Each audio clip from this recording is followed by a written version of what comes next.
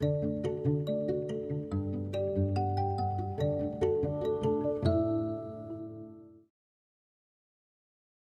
everyone.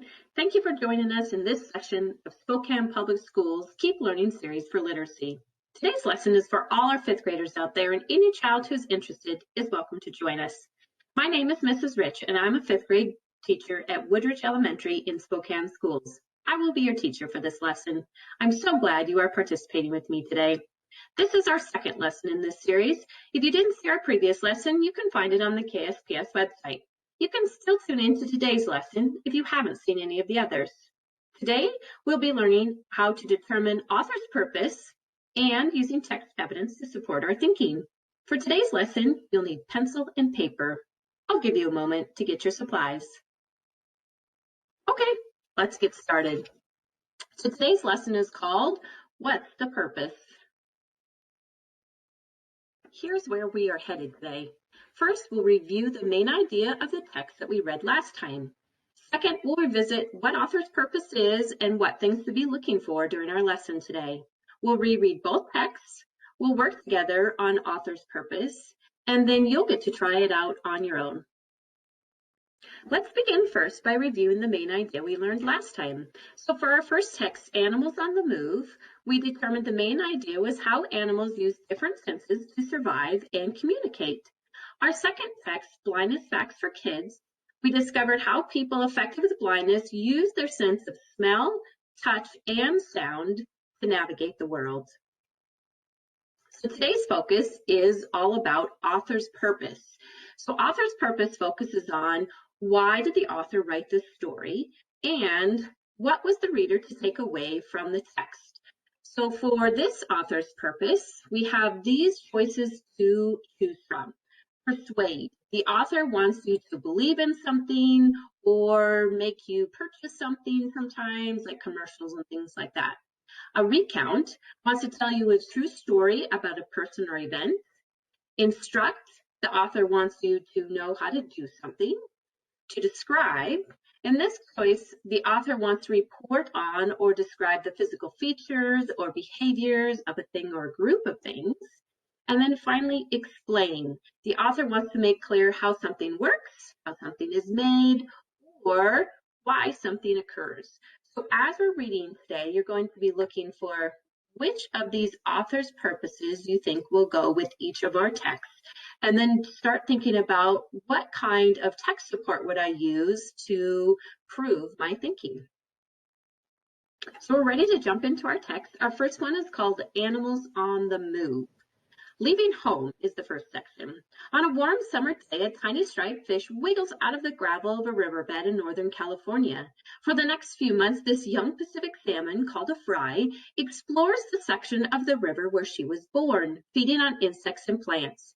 Then instinct, knowledge she was born with, tells her to swim downstream. Tumbling over rocks and through rapids, the salmon finally reaches the mouth of the river where it meets the sea.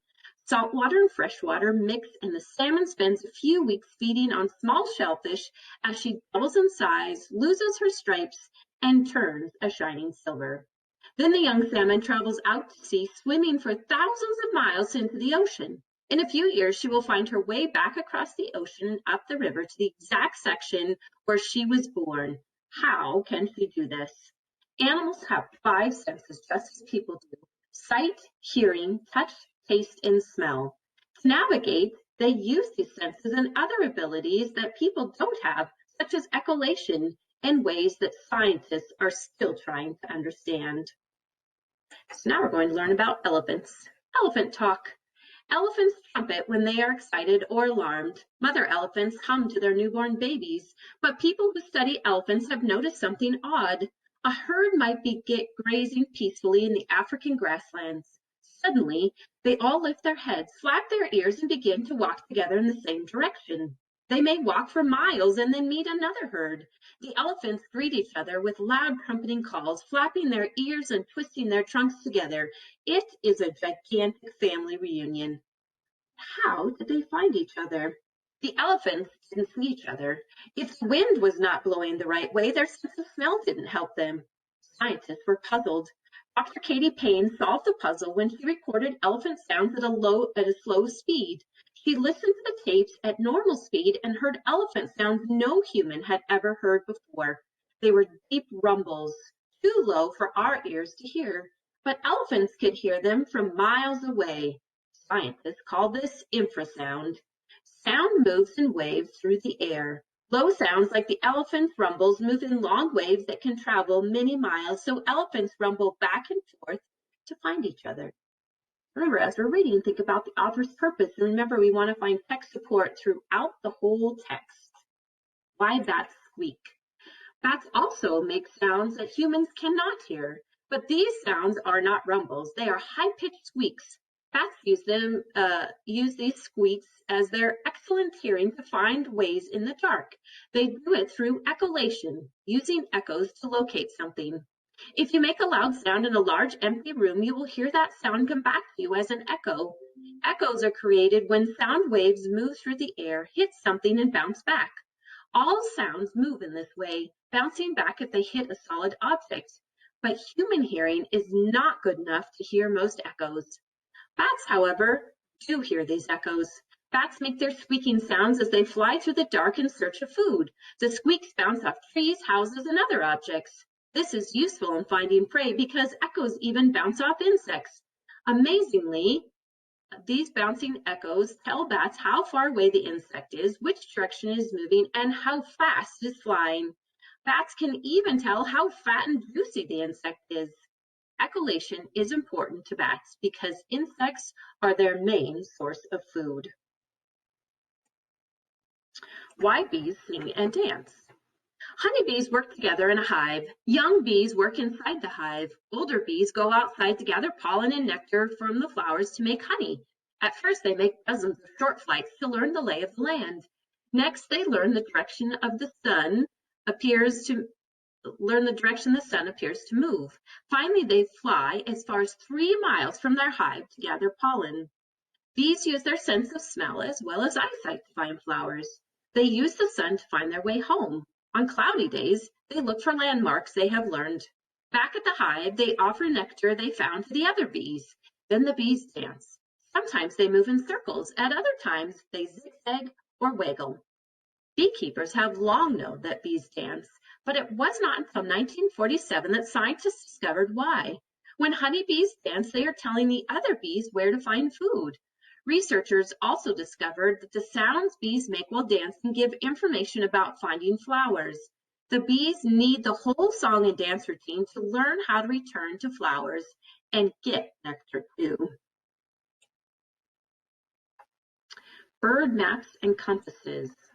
It is easy to get places you've been to many times before, but traveling a long distance or an unknown route takes more planning. A map and compass are often helpful for such trips. The map shows you how to get from one place to another. The compass can tell you in what direction you are moving. Every year, hundreds of species of birds take long trips too. They fly hundreds and thousands of miles from one home to another. In the fall, they fly to warmer climates where food is plentiful all winter. When spring comes, they fly back to raise their young where they were born. For a long time, people wondered where the birds went and what routes they took.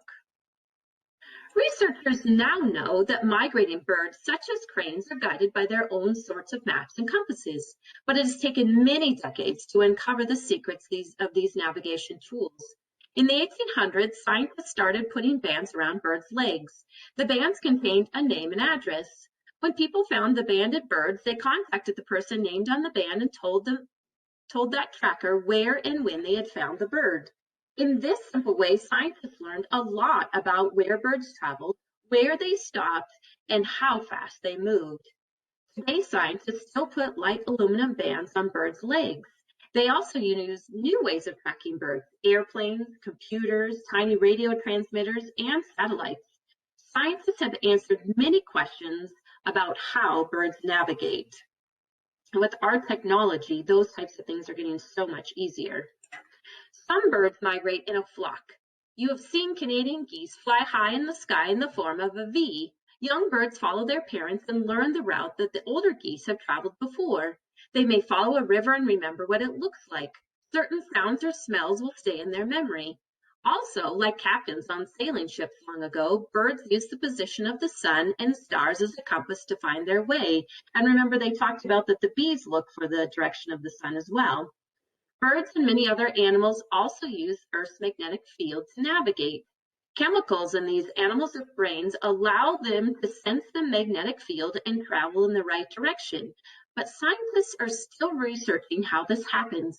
They think some birds may actually be able to see the Earth's magnetic field. So that's our first text, and I want you to kind of be thinking, did you pick an author's purpose? Do you have some text in mind that will support that? We're going to go on to our second piece of text, Blindness Facts for Kids. And again, we're starting with author's purpose. So we're looking for potentially a different author's purpose for this text. Blindness is the inability to see anything. Some people are called blind even though they can see a little bit. This is because they cannot see clearly, but only see unfocused shapes or colors. Some people are colorblind, which means they can see, but they can't tell certain colors apart. Surroundings. Individuals with a visual disability not only have to find ways to communicate effectively with people around them, but their environment as well. The blind or visually impaired rely largely on their other senses, such as hearing, touch, and smell, in order to understand their surroundings. So we're going to start with sound. Sound is one of the most important senses that the blind or visually impaired use in order to locate objects in their surroundings. A form of echolation is used similarly to that of a bat. Echolation from a person's perspective is when the person uses sound waves generated from speech or other forms of noise such as cane tapping, which reflect off of objects and bounce back at the person, giving them a rough idea of where the object is. This does not mean they can depict details based on sound, but rather where objects are in order to interact or avoid them. Increases in atmospheric pressure and humidity increase a person's ability to use sound to their advantage, as wind or any form of background noise impairs it. Touch. Touch is also an important aspect of how blind or visually impaired people perceive the world. Touch gives immense amount of information in the person's immediate surroundings. Feeling anything with detail gives off information on shape, size, texture, temperature, and other qualities. Touch also helps with communication. Braille is a form of communication in which people use their fingers to feel elevated bumps on a surface and can understand what it means to be interpreted. And if you look sometimes like in an elevator, things like that, they even have Braille on each of the buttons so people who are visually impaired can figure out which floor they need to get to. Another limiting factor is the learning process of identifying objects with touch is much slower than identifying objects with sight. This is due to the fact that object needs to be approached and carefully felt until a rough idea can be constructed in their brain. And just think some things that we can't touch, but we see and go, ooh, we shouldn't be touching that because it could be poisonous or prickly or whatever. And so people that are blind don't have that ability. They can't touch it to feel that, oh my gosh, I shouldn't be touching that. Smell. Certain smells can be associated with specific areas and help a person with vision problems to remember a familiar area. This way, there's a better chance of recognizing an area's layout in order to navigate themselves through. The same can be said for people as well. Some people have their own special odor that a person with a more trained sense of smell can pick up. A person with an impairment of their vision can use this to recognize people within their vicinity without them saying a word. So careful about sneaking up behind somebody because they might already know that you're there. All right, so this is our second text. So you're thinking about what would be the author's purpose for this text. So we've done our text reading, and now we're ready to work together on an activity. All right, so the text we're looking at working together on is Animals on the Move. It was a little more comprehensive, so I thought that'd be a good one for us to do together and leave the shorter one for you to do independently. So the author's purpose for Animals on the Move was to describe how animals use specific senses to help them to survive in the world. And here's the text evidence I came up with. Elephants use infrasound to hear low rumbles of other elephants miles away. Bees waggle and dance to explain where to find pollen. And finally, birds use sounds and smells to follow a route when they migrate. So notice I picked something from the beginning, the middle, and the end. I'm not choosing from one specific area because I want to show that the whole text covered this main idea. All right, so now that I picked my text out, I'm ready to create my paragraph. Couple things to remember: use part of the question in your answer so the person reading your answer knows what the question was all about. Plus, it ensures that you have a complete sentence. And then when you're using your text evidence, you want to put it into your own words to just prove your idea, but not quote directly from the text. The author's purpose is to describe how animals use their senses to navigate the world. Elephants use their sense of sound to hear the low rumblings caused by elephants miles away. Bees, however, dance for their hive members to show how to find nearby pollen. Finally, birds use both sight and smell as guides for mapping their routes on migration paths. So we use important connecting words. We show that this idea of the sense they're using is different than what the elephants have used. So that's our work together. Now let's take a look at your work. So here's your independent activity for today. Your essential question: what is the author's purpose of the article, Blindness Facts for Kids? Use at least 3 pieces of text evidence to support your thinking for this. Go back, re-look at the article, pick out your evidence, and then create your paragraph from there. Don't forget to find stuff from the beginning, middle, and end. It was great working with you again today. I look forward to seeing you next time.